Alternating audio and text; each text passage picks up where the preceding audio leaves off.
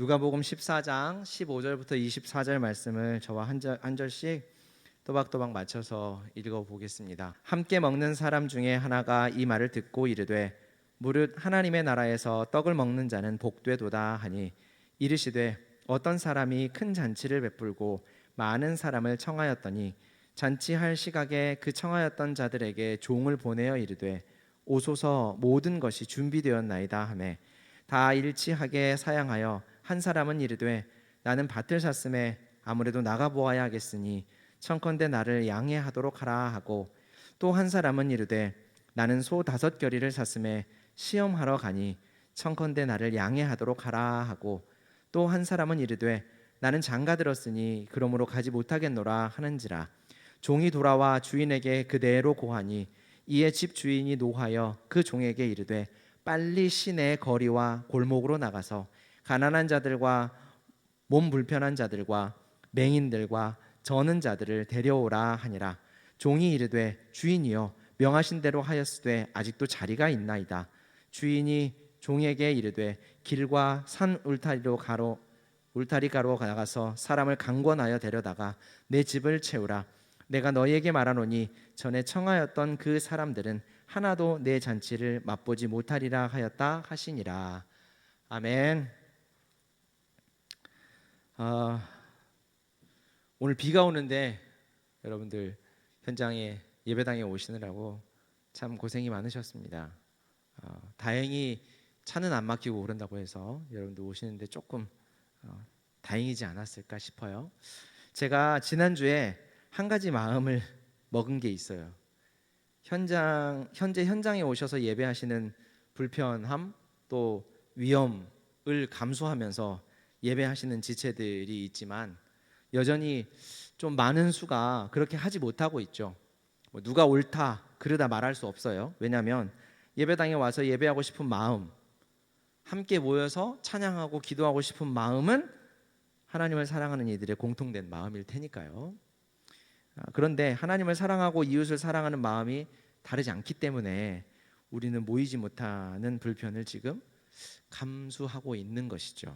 물론 예배당에 오시는 분들도 같아요.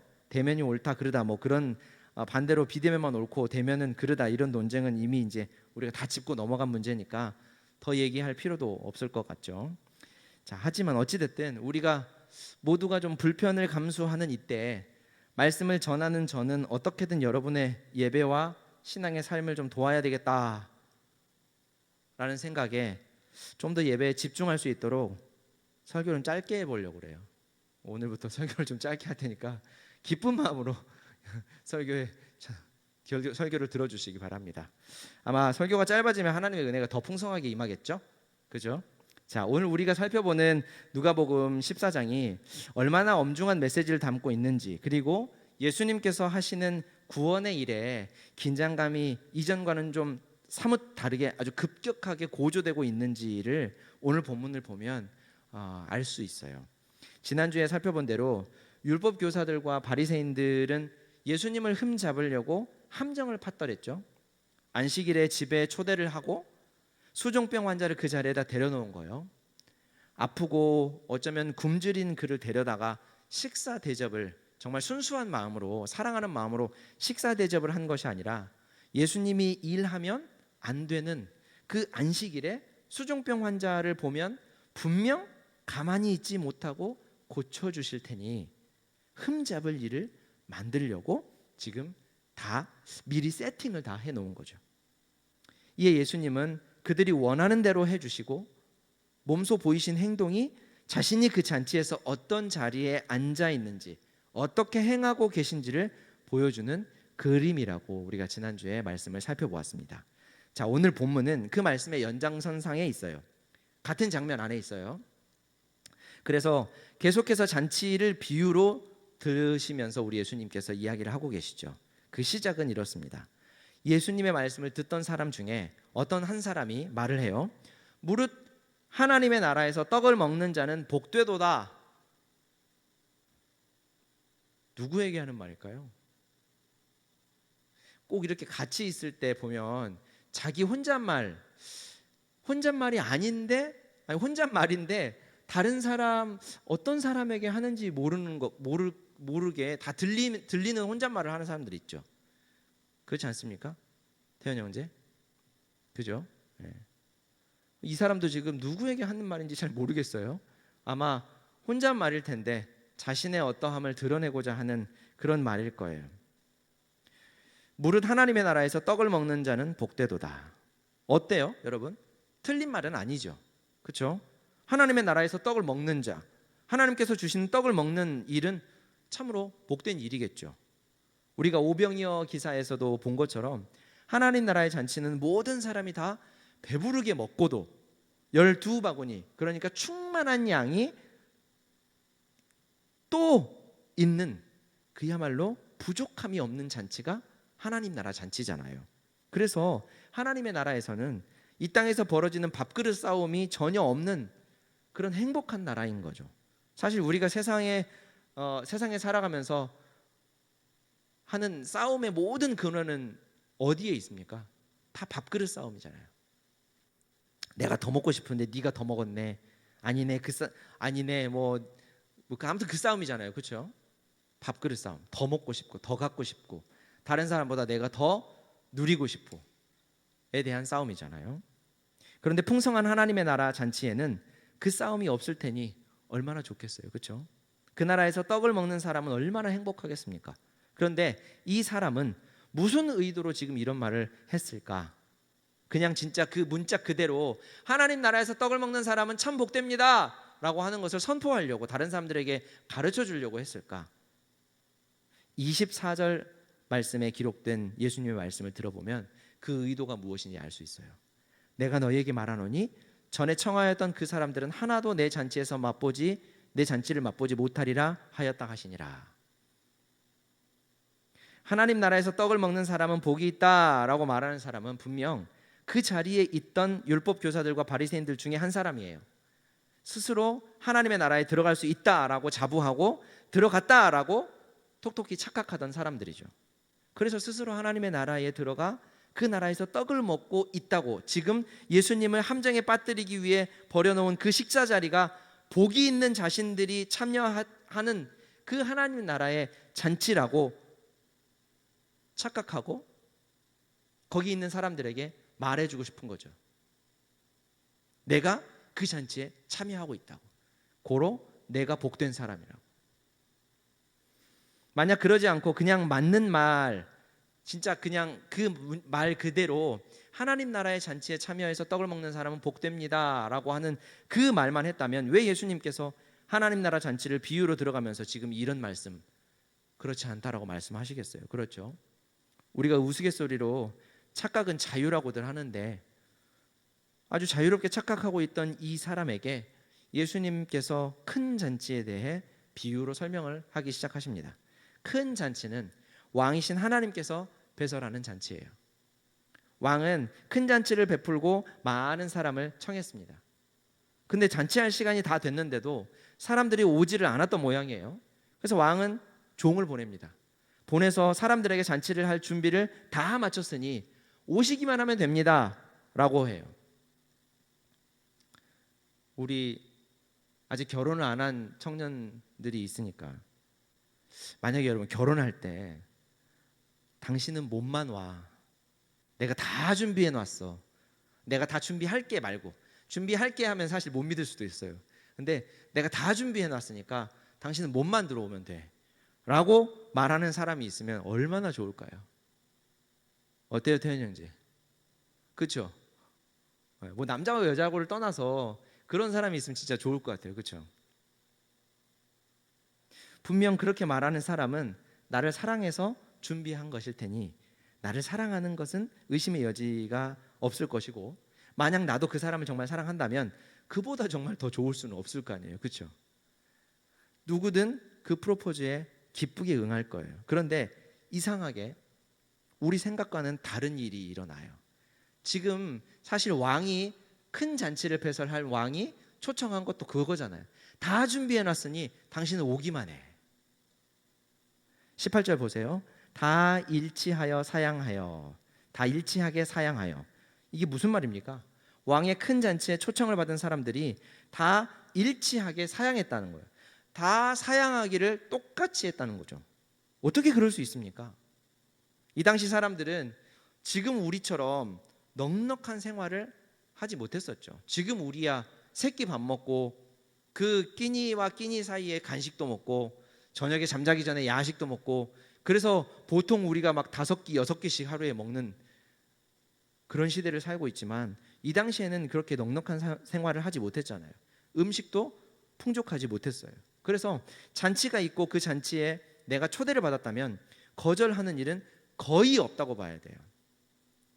그 잔치를 위해서 아침부터 아니면 그 전날부터 쫄쫄 굶는 사람들도 분명히 있을 거예요.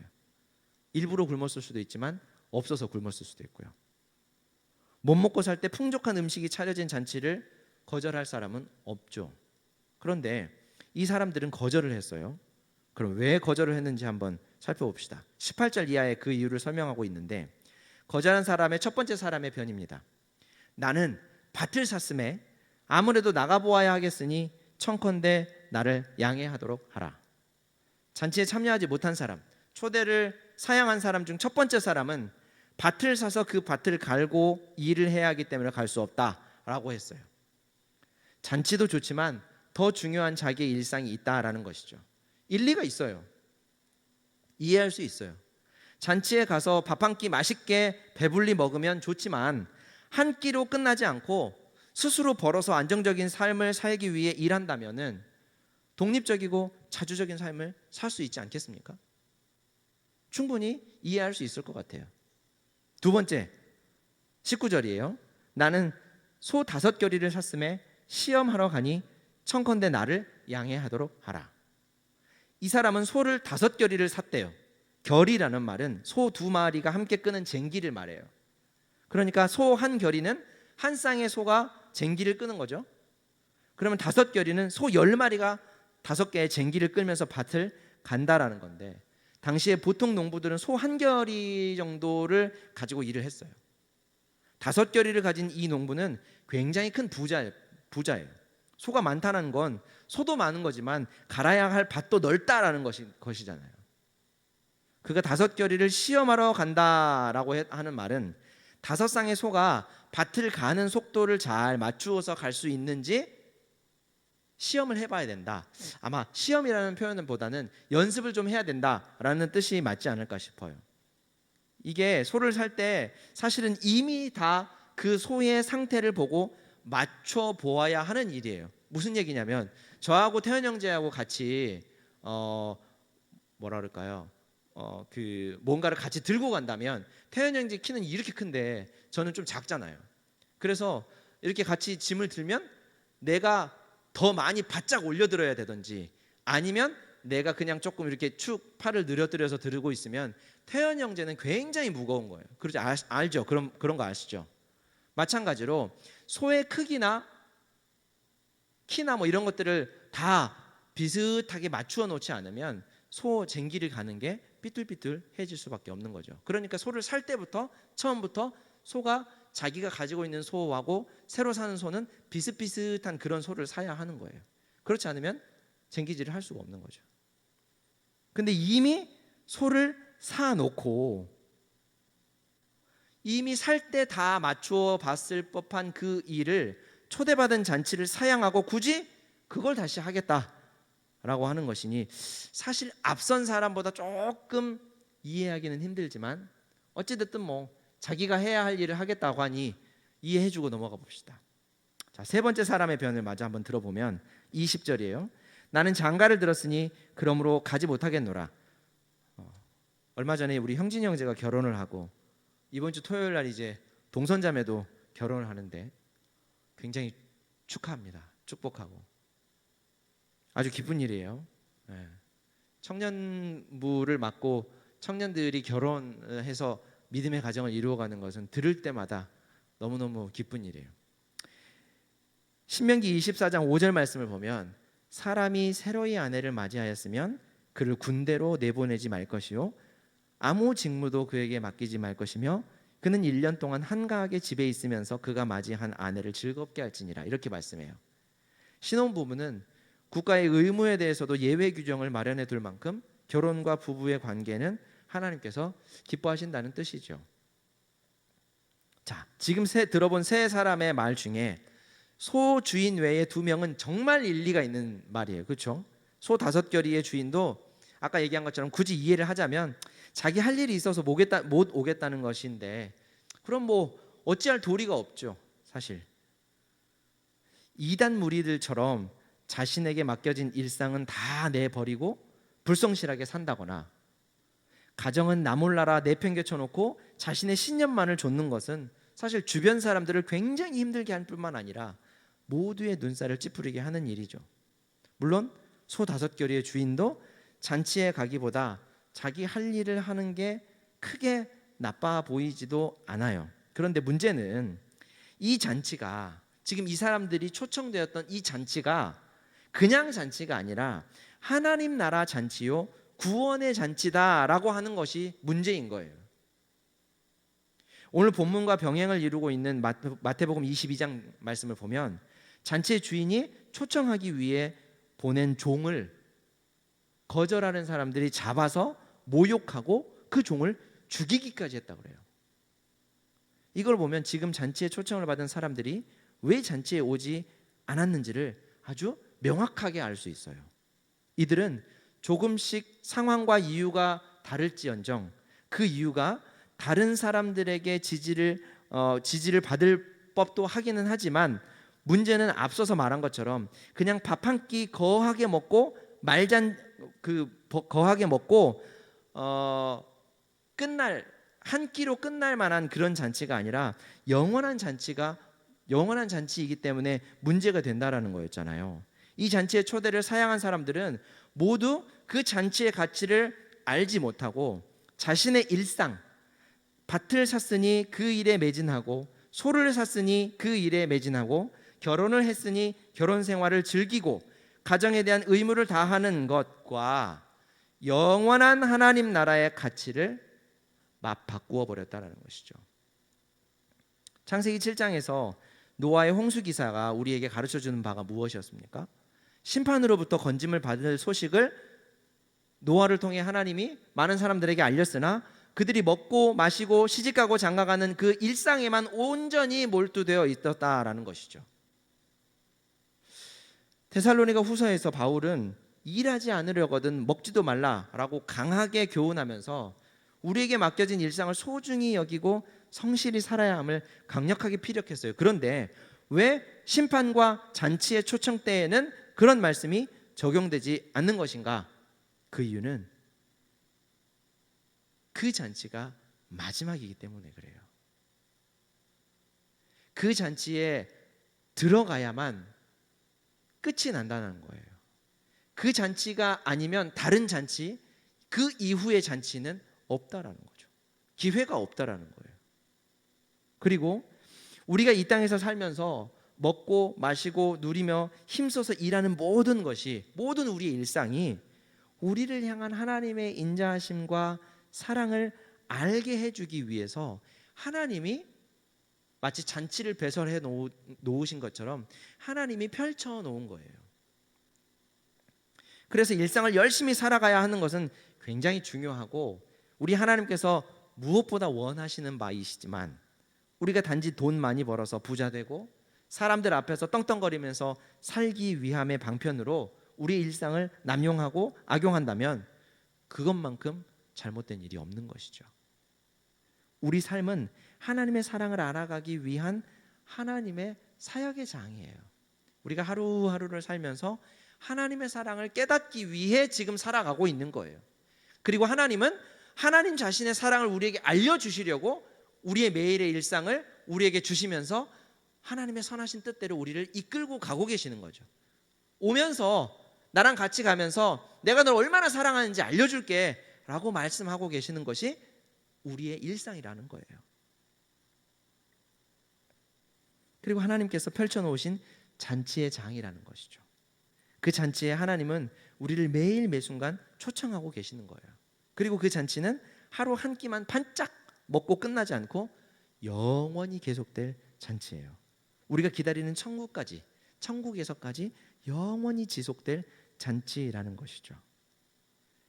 그래서 잔치의 주인은 초대하지 않은 사람들이 오지 않았다고 해서 그대로 잔치의 문을 닫아버리지 않습니다. 다른 사람들을 불러서 잔치 자리를 반드시 채우고야 말아요.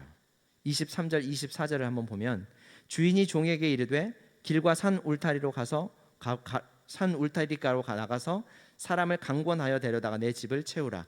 내가 너희에게 말하노니 전에 청하였던 그 사람들은 하나도 내 잔치를 맛보지 못하리라 하였다 하시니라. 결국 우리 예수님께 하나님의 나라에서 떡을 먹는 자는 복되도다 라고 했던 사람은 자기들이 지키던 전통과 위선적으로 만들어낸 경건과 자신들의 의로 이미 하나님 나라에서 떡을 먹고 있고 떡을 먹을 것이다 라고 했지만 예수님은 단호히 그 사람에게 아니다, 너는 아니다 라고 말씀하시고 초청받은 자들이 모두 자기들의 뜻대로 사양했으니 그들이 아닌 다른 이들을 데려다가 잔치 자리에 앉히고 먹고 마시며 잔치의 기쁨을 누리게 할 것이다 라고 말씀하는 거예요.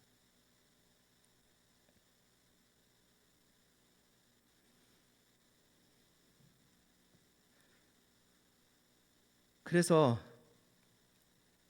결국 우리 예수님께 하나님 나라의 떡을 먹는 자는 복되도다 라고 하면서 자신의 경건을 드러내려고 했던 서기관과 바리새인들, 율법 교사 중에 한 사람은 속된 표현으로 본전도 찾지 못하고 우리 주님께 혼이 나야 했죠. 자, 여러분, 구원은 오늘 우리가 배운 이 하나님 나라의 잔치의 비유, 큰 잔치의 비유, 왕의 잔치의 비유를 통해서 알 수 있는 구원은 하나님께서 초청하고 하나님께서 데려다가 앉혀서 기쁨을 누리게 하시는 처음부터 마지막까지 하나님이 하시는 하나님의 행위다, 하나님의 잔치다, 하나님의 구원이다 라고 하는 거예요. 오늘 본문의 비유에서 마치 하나님의 구원을 거부하거나 거절할 수 있는 것처럼 이렇게 표현을 하고 있기는 하지만 드러내고자 하는 의미, 중점은 거기에 있지 않고 잔치를 여시고 종을 보내서 초청하시고 잔치를 누릴 사람들을 데려오라고 하시고 데려다 놓고 앉혀놓고 그 기쁨을 맛보게 하시는 분이 누구예요? 왕이죠. 주인이죠. 하나님이시죠. 그리고 잔치에 초청하기 위해서 보냄받은 종은 누굽니까? 왕의 종은 바로 우리 예수님이죠. 그래서 그 예수님이 잔치에 오라고 초청을 하고 다니는데 사양하는 사람들이 있는가 하면 그 종을 데려다가 모욕하고 그 종을 죽여버리는 사람도 있었다고 하잖아요. 그러니까 지금 예수님은 큰 잔치의 비유를 통해 하나님 나라의 잔치의 비유를 통해 왕의 잔치의 비유를 통해 자신과 이 잔치를 여신 하나님 아버지에 대해 설명하고 계시는 거예요. 예수님은 하나님의 사람들을 강권하여 잔치에 데려다 놓고 기쁨을 누리게 하신다라는 거죠. 사랑하는 여러분, 그 잔치에 참여하여 우리를 초청하신 하나님과 영원한 기쁨을 누리십시오. 신앙의 삶은 하나님께서 우리를 위해 펼쳐놓으신 이 잔치의 기쁨을 하나씩 둘씩 맛보고 그 기쁨을 누리는 거예요. 잘못하면 내가 구원에서 떨어져 나가지 않을까?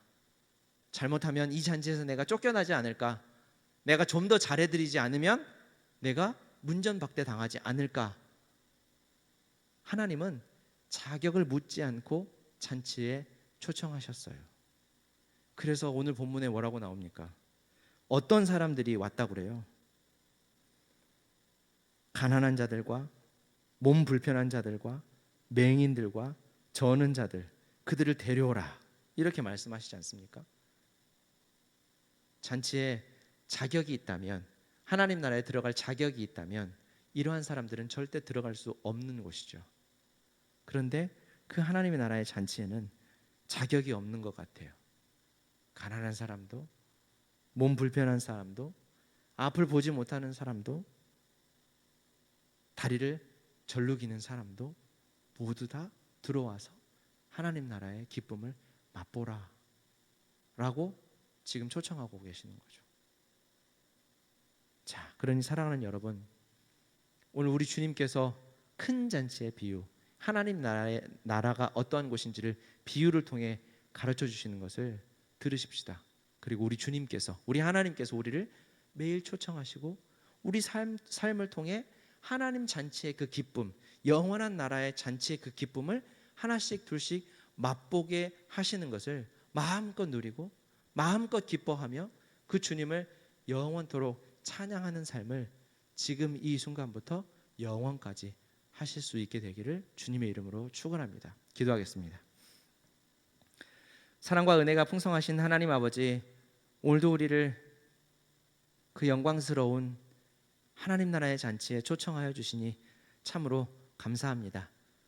우리를 위해 보내신 주 예수 그리스도를 영접하며 그 주님과 함께 영원한 나라의 잔치에 참여하여 주를 영원토록 찬양하는 삶을 살게 하여 주심도 참으로 감사합니다.